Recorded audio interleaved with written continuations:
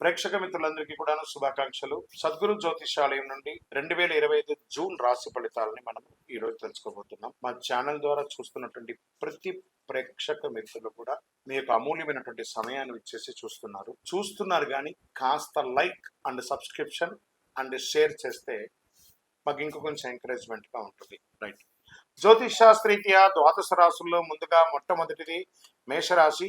అశ్విని నక్షత్రం 1, 2, 3, 4 పాదములు, భరణి నక్షత్రం 1, 2, 3, 4 పాదములు, కృతికా నక్షత్రం మొదటి పాదానికి జన్మించిన మీరు మేషరాశి వారిగా పరిగణించబడుతున్నారు.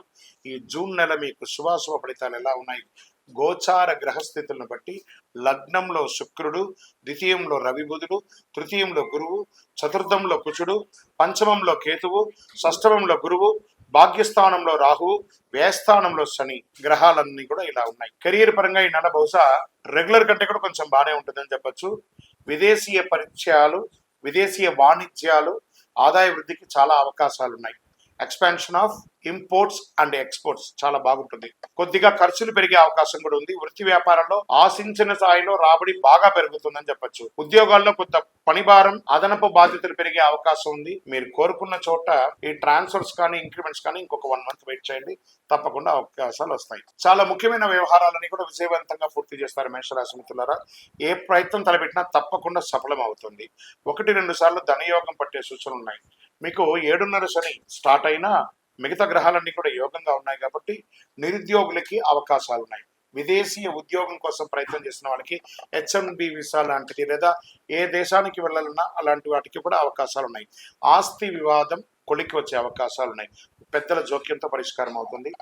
నెల ప్రారంభంలో కుటుంబంలో బంధు మిత్రులతో విభేదాలు, భార్యాభర్తల మధ్య విభేదాలు ఒకదానికొకటి కూర్చొని మాట్లాడుకుంటే సర్దుబాటు అవుతుంది. మాసం చివరిలో కుటుంబంతో పాటు ఏదైనా శుభ విశేషాలు పాల్గొనడం లేదా శుభయాత్రకు వెళ్ళడం జరుగుతుంది. నూతన ఉద్యోగం కోసం ప్రయత్నం చేసే వాళ్ళకి ఇది మంచి సమయం. వివాహం కాని వారికి ఇది ఒక మంచి సమయం అని చెప్పండి. మంచి రాజకుమారుడు రాబోయే అవకాశాలు. విద్యార్థులు కొద్ది శ్రమతో అద్భుతమైన ఫలితాలు సాధిస్తారు. ప్రేమ వ్యవహారాలుగా ఈ లవ్ మ్యారేజ్ కోసం లేదా లవర్స్ ఎవరైనా ఉంటారు కదా, వాళ్ళకి కొంచెం అపార్థాలు వచ్చే అవకాశాలు, జాగ్రత్త పడండి. ఆరోగ్యం మీద శ్రద్ధ పెట్టవలసిన అవసరం ఉంది. కొంత అల్లోకల్లోలంగా కూడా ఉంటుందని కూడా చెప్పొచ్చు. చాలా జాగ్రత్త ఉండాలి. పుండు వచ్చే అవకాశాలు ఉన్నాయి. శస్త్రచికిత్స అయ్యే అవకాశాలు ఉన్నాయి.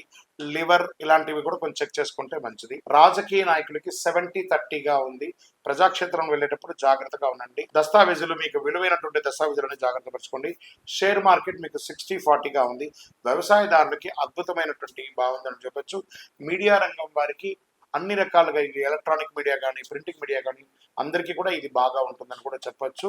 ఐటీ రంగం వారికి as usual stress but good గా ఉంటుంది. ఈ నెల మీకు అదృష్టమైనటువంటి రోజులు జూన్ 2, 4, 6, 12వ తారీఖులో. అదృష్ట సంఖ్య 3, 5, 7. చంద్రాష్టమం ఇవన్నీ కూడా మంచిగా ఉన్నప్పుడు చంద్రాష్టమం ఉంటుంది కదా. జూన్ 9 నుండి 11వ తారీఖు వరకు చంద్రాష్టం ఉంటుంది. ఈ 2.5 రోజులు సంతకం పెట్టేటప్పుడు లేదా వాహనం నడిపేటప్పుడు, ఇతరులతో మాట్లాడేటప్పుడు నోరు అదుపులో పెట్టుకొని చెయ్యండి. జాగ్రత్తగా ఉండి 1సారికి 4 సార్లు ఆలోచించి చెయ్యండి.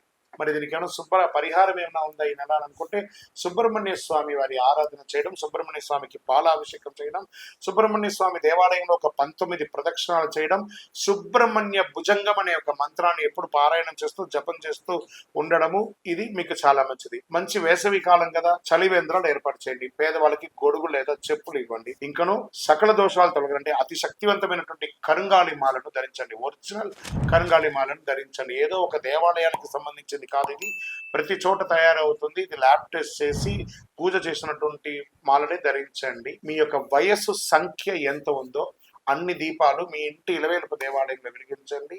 విజయోస్తు.